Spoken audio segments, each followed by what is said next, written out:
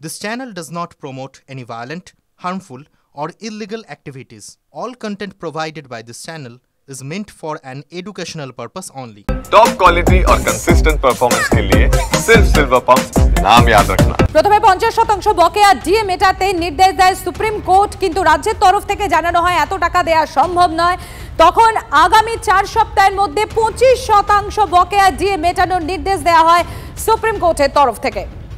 সোমবার পর্যন্ত সময় চায় রাজ্য, সেক্ষেত্রে সময় দিল না সুপ্রিম কোর্ট। 50% প্রথমে ডিএ বকেয়া ডিএ মিটিয়ে দেওয়ার জন্য নির্দেশ দেওয়া হয়, কিন্তু তারপর সোমবার পর্যন্ত সময় চাওয়া হয় রাজ্যের তরফ থেকে। সেই সময় জানানো হচ্ছে যে আজকে ডিএ মামলা সুপ্রিম কোর্টে শুনানি ছিল, সেখানে কতদিন যেমন 50% রিলিজ করতে বলেছিলেন, রাজ্যের আইনজীবী বললেন যে সেটা একটা ক্যাটাস্ট্রফি হবে রাজ্যের ক্ষেত্রে, যেটা সম্পূর্ণরূপে ভুল, কারণ এর থেকে অনেক বেশি খরচা বিভিন্ন শ্রী প্রকল্পে রাজ্য সরকার করে চলেছে। যাই হোক, তারা মিথ্যা বলেছেন, কিন্তু জাজরা বলেছেন তখন যে আইনজীবী বিকাশ রঞ্জন ভট্টাচার্য রয়েছেন আমাদের সঙ্গে। বিকাশ রঞ্জন বাবু, আজকের এই সুপ্রিম নির্দেশ এটা রাজ্যের জন্য কত বড় ধাক্কা? এটা তো আরো বড় ধাক্কা রাজ্য খাচ্ছিল, ডিসমিসই করে দিচ্ছিল। যাই হোক, আপত্তি মিনতি করাতে ওরা বলেছেন যে প্রথমে বললেন যে 50% অ্যারিয়ার দাও, রাজ্যের পক্ষ থেকে কান্নাকাটি করলেও ঠিক আছে, 25% অ্যারিয়ার এখনই পেমেন্ট করো, তারপর আমরা শুনবো। সুতরাং এটা খুব পরিষ্কার আজকের আদেশের পরিপ্রেক্ষিতে রাজ্য সরকারকে অবিলম্বে বকেয়া 25% টাকা দিয়ে দিতে হবে, এবং তারপর আগস্ট মাসে শুনানির জন্য আসবে। শুনানি হলে আমরা সবটাই পাবো। রাজ্যের পক্ষে তো আইনি খুব যুক্তি কিছু নেই এই মামলায়। বিকাশ বাবু, 4 সপ্তাহের সময়সীমা বেঁধে দেওয়া হয়েছে যে এই যে বকেয়া 25% যেটা বলা হয়েছে সুপ্রিম কোর্টের তরফ থেকে, সেক্ষেত্রে আপনি কতটা আশাবাদী যে এই 100% বকেয়া দিয়ে, সেই 100% বকেয়ার দিয়ে কতদিনের মধ্যে এই আন্দোলনকারীরা তারা ফিরে পেতে পারেন, কতটা তারা আশার আলো দেখতে পাবেন? এটা তো নির্ভর করছে মামলা যখন চূড়ান্ত শুনানি হবে তার উপরে। দেখেছেন এই যে প্রাথমিক অ্যাডমিশন স্টেজে এত 18 বার অ্যাডজর্নমেন্ট হয়েছে, এখন হিয়ারিং স্টেজে কতদিন হবে আগে থেকে তো বলা মুশকিল। তবে এই মামলা হিয়ারিং হলে অবশ্যই কর্মচারীরা তাদের সুফল পাবেন, এ নিয়ে কোনো সন্দেহ নেই।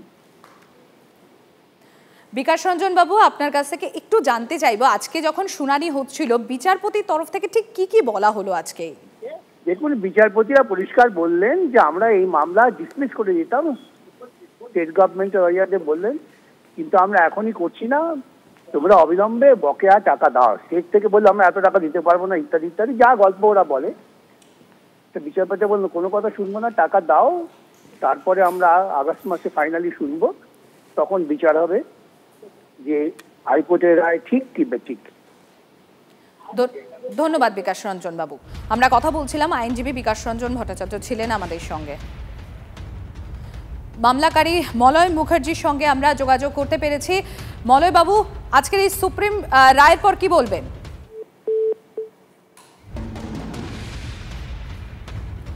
আইনজীবী ফিরদৌস শামীম রয়েছেন আমাদের সঙ্গে। ফিরদৌস সাহেব, কি বলবেন আজকের এই সুপ্রিম রায়ের পর?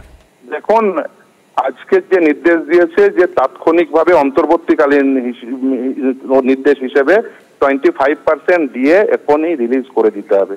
আমরা তো প্রথম থেকে একথাই বলে আসছি যে DA all India consumer price ইন্ডেক্সের সঙ্গে সাযুজ্য রেখেই দিতে হবে, এবং আদালতে আজকে কিন্তু একথাও বলেছেন যে আমরা এই এসএলপিটি খারিজ করে দিতাম, অর্থাৎ রাজ্য সরকারের এসএলপিটি শুধুমাত্র এর ন্যাশন ওয়াইড একটা ইমপ্লিকেশন আছে বলেই যে তারা এই মামলাটি শুনবেন। অন্তর্বর্তীকালীন নির্দেশ হিসেবে তারা 25% নির্দেশ এখনই দিচ্ছেন রিলিজ করার, কিন্তু প্রথমে বলেছিলেন 50%, তারপরে আলটিমেট 25% রিলিজের নির্দেশ দিয়েছেন। তার কারণ হচ্ছে বারবার রাজ্য সরকারের পক্ষ থেকে যিনি আইনজীবী ছিলেন তিনি বারবার বলার চেষ্টা করছিলেন যে এটা আমাদের জন্য অত্যন্ত চাপদায়ক হবে, 40,000 কোটি টাকা সর্বমোট এরিয়ার দিতে হবে, তার 50% মানে হচ্ছে 20,000 কোটি টাকা, অতএব এটা আমাদের উপর চাপ সৃষ্টি করবে। তাই 25%তে আলটিমেট নির্দেশ দেন, অন্তর্বর্তীকালীন নির্দেশ হিসেবে দিয়েছেন, এটা ইমিডিয়েট রিলিজ করতে হবে রাজ্য সরকারি কর্মচারীদের। ফিরদৌস সাহেব, আপনার কাছে আরো একটা বিষয় একটু জানতে চাইবো, বিচারপতির তরফ থেকে আজ ঠিক কি কি মন্তব্য করা হয় এই মামলা শুনানি চলাকালীন? সব থেকে গুরুত্বপূর্ণ যে মন্তব্য আমার লেগেছে সেটা হলো যে এই মামলাটি ডিসমিস করে দিতাম, এবং এই মামলায় কলকাতা হাইকোর্টের যে নির্দেশ, সেই নির্দেশের উপর কোনো স্থগিতাদেশ নেই, শুধুমাত্র কন্টেম্প প্রসিডিংস এর উপর অন্তর্বর্তীকালীন স্থগিতাদেশ আছে। এই কারণেই, কারণ না হলে এসএলপিটি বেসিক্যালি তাহলে ইনফ্যাকচুয়াস হয়ে যাবে। সেই জন্যই বেসিক্যালি অন্তর্বর্তীকালীন নির্দেশ রয়েছে, এই কন্টেম্প প্রসিডিংস এর উপর অন্তর্বর্তীকালীন নির্দেশ রয়েছিল, কিন্তু জাজমেন্ট এখন অল্টার্ড হয়নি, জাজমেন্ট এখন কোনো প্রকার স্থগিতাদেশ নেই। ফলে আজকে সেই অবজারভেশনও দিয়েছেন ও আদালত একথাও বলেছেন যে আমরা এই এসএলপিটি ডিসমিস করে দিতাম, শুধুমাত্র শুনছি তার কারণ এর অল ইন্ডিয়া রেমিফিকেশন আছে।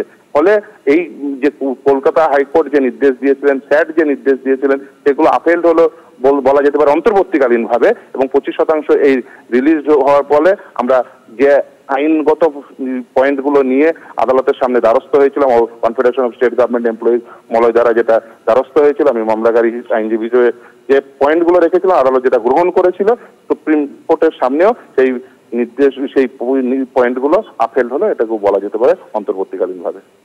ধন্যবাদ ফিরদৌস সাহেব।